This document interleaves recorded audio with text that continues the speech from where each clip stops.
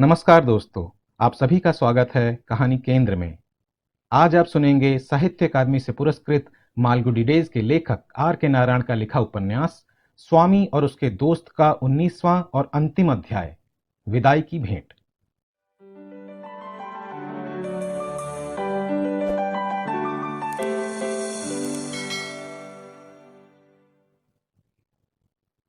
दस दिन बाद मंगलवार को सवेरे पूरी इच्छा शक्ति लगाकर स्वामीनाथन तड़के 5 बजे बिस्तर से उठा।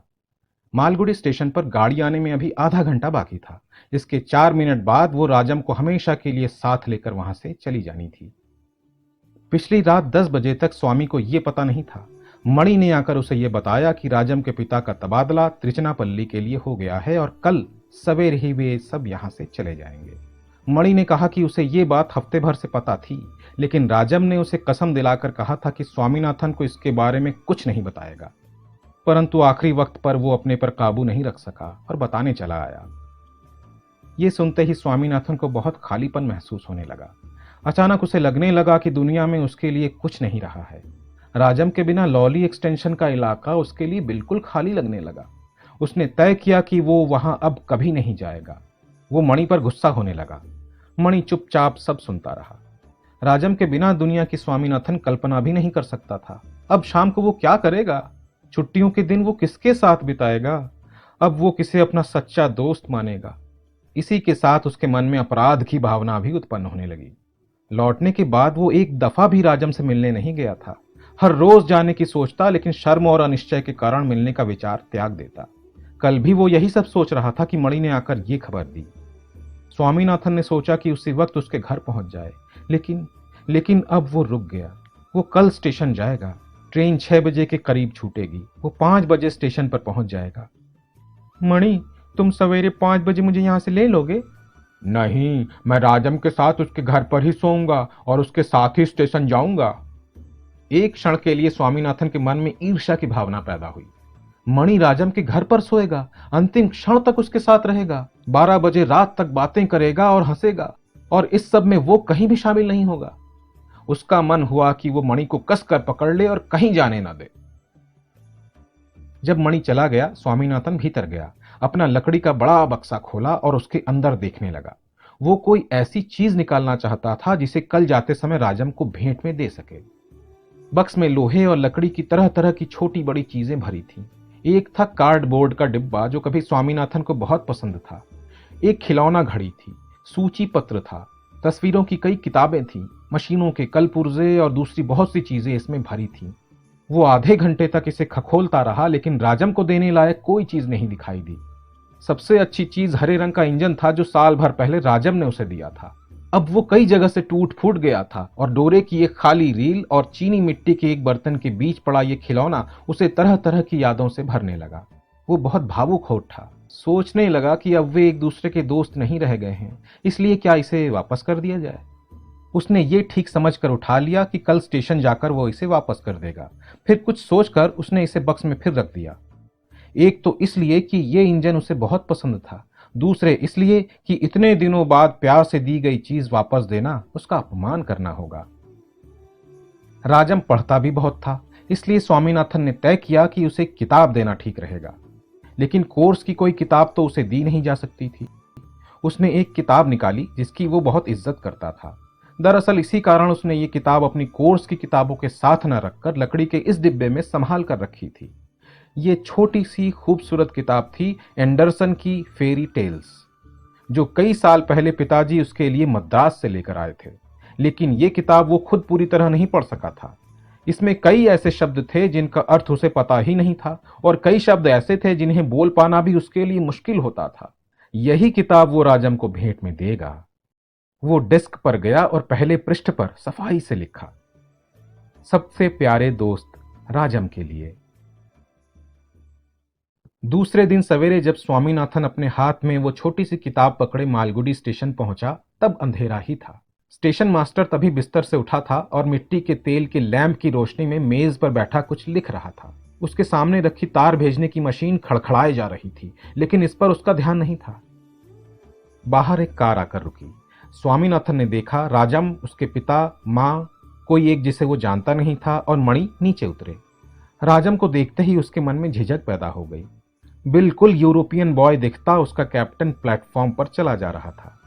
उसके कपड़े और चाल ढाल ही स्वामीनाथन के मन में छोटा महसूस करने के लिए काफी थे। वो फौरन पीछे हट गया और कोशिश करने लगा कि किसी को दिखाई न दे। इसके तुरंत बाद प्लेटफॉर्म पर पुलिस अफसरों और सिपाहियों की भीड़ लगनी शुरू हो गई। अब राजम तक पहुंचना मुश्किल था। वो वर्दियां पहने लोगों के बीच अपने पिता के साथ खड़ा था। स्वामीनाथन इस कतार के बीच एक जगह दो सिपाहियों के बीच थोड़ी सी जगह से उसके बाएं पैर का एक हिस्सा भर देख पा रहा था। सिपाही सरक आए तो ये भी दिखना बंद हो गया। अब स्वामीनाथन इधर उधर घूमकर देखने लगा कि कोई खाली जगह मिले जहां से उसे देख सके। तभी ट्रेन आती दिखाई दी। प्लेटफॉर्म पर हलचल मच गई। ट्रेन सू सू फू फू करती प्लेटफॉर्म पर पहुंचने लगी। लोगों की भागदौड़ बढ़ गई। राजम और उसके लोग किनारे की तरफ बढ़ने लगे। दर्जन भर सिपाही दूसरे दर्जे के एक डिब्बे में दौड़ दौड़ कर सामान रखने लगे। राजम की मां भीतर घुस गई। खुद राजम और उसके पिता डब्बे के बाहर खड़े रहे। अब पुलिस अफसरों ने उन्हें पूरी तरह घेर लिया और मालाएं इत्यादि पहनाने लगे। यहां भी राजम की एक हल्की सी झलक दिखाई दी। उसके गले में गुलाब के फूलों की एक बड़ी सी माला पड़ी थी। तभी स्वामीनाथन को मणि दिखाई दिया। मणि, राजम जा रहा है। हाँ स्वामी, जा रहा है। मणि, राजम मुझसे बात करेगा। अरे हाँ, क्यों नहीं करेगा, मणि ने कहा। अब राजम और उसके पिता भी डिब्बे में घुस गए थे। दरवाजा बंद करके उसका हैंडल घुमा दिया था। मणि, ये किताब राजम को देनी है, स्वामीनाथन ने कहा। मणि को लगा कि बहुत कम वक्त रह गया है। घंटी बजी। वे भीड़ को धकेलते आगे बढ़े और खिड़की तक पहुंच गए। स्वामीनाथन को अपने ऊपर कुछ दिखाई नहीं दे रहा था। भीड़ पीछे से धक्का दे रही थी। मणि जाकर डिब्बे में मुंह डालकर चिल्लाया, स्वामी तुमसे गुड बाय करने आया है। स्वामीनाथन पंजों के बल खड़ा हो गया। भीतर से एक चेहरा बाहर निकला और बोला, गुड बाय मणि, मुझे याद रखना, चिट्ठी लिखना। गुड बाय, और ये स्वामी है, मणि बोला। राजम ने गर्दन टेढ़ी करके देखा। स्वामी की नजरों से उसकी नजरें मिली। उसे देखते ही स्वामीनाथन का धीरज टूट गया और रो पड़ा। राजम, राजम, तुम जा रहे हो, अब कब आओगे? राजम उसे बिना कुछ बोले देखता रहा और फिर स्वामीनाथन को लगा मुंह खोलकर कुछ कहने की कोशिश की कि तभी गार्ड की सीटी और इंजन की मोटी आवाज में सब डूब गया। फिर रेल की जंजीरें खड़की और एक लंबी सूं के साथ ट्रेन ने आगे बढ़ना शुरू कर दिया। राजम का चेहरा भीतर चला गया। स्वामीनाथन निराश होकर मणि से कहने लगा, मणि, ये किताब राजम को देनी है, और जबरदस्ती उसके हाथों में किताब थमा दी। मणि ने किताब लेकर ट्रेन के साथ प्लेटफॉर्म पर दौड़ना शुरू किया और चिल्लाकर बोला, राजम, स्वामी तुम्हें यह किताब दे रहा है। राजम ने हाथ बाहर निकाला, किताब पकड़ ली और हाथ हिलाया। स्वामीनाथन भी उसकी तरफ जोर जोर से हाथ हिलाने लगा।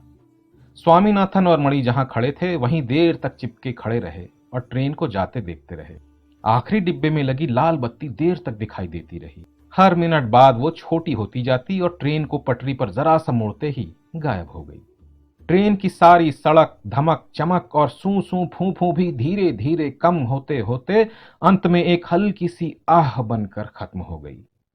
स्वामीनाथन ने कहा, मणि, मुझे खुशी है कि राजम ने किताब ले ली। उसने मेरी तरफ हाथ भी हिलाया। ट्रेन चली तब वो कुछ कहना भी चाहता था।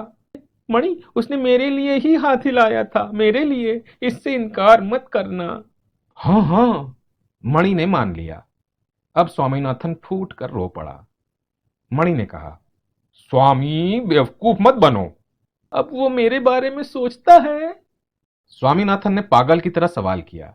क्यों नहीं, मणि ने कहा। फिर कुछ देर ठहर कर बोला, चिंता मत करो, अगर तुमसे उसने बात नहीं की तो वो चिट्ठी जरूर लिखेगा।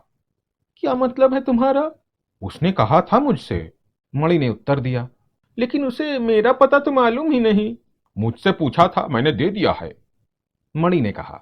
नहीं नहीं, तुम झूठ बोलते हो। अच्छा बताओ, क्या है मेरा पता? पता है, जो भी है, कोई बात नहीं, मैंने उसे दे दिया है। स्वामीनाथन उसका चेहरा देर तक ये जानने के लिए देखता रहा कि वो मजाक कर रहा है या नहीं, और मणि के चेहरे से कुछ पता नहीं चलता था।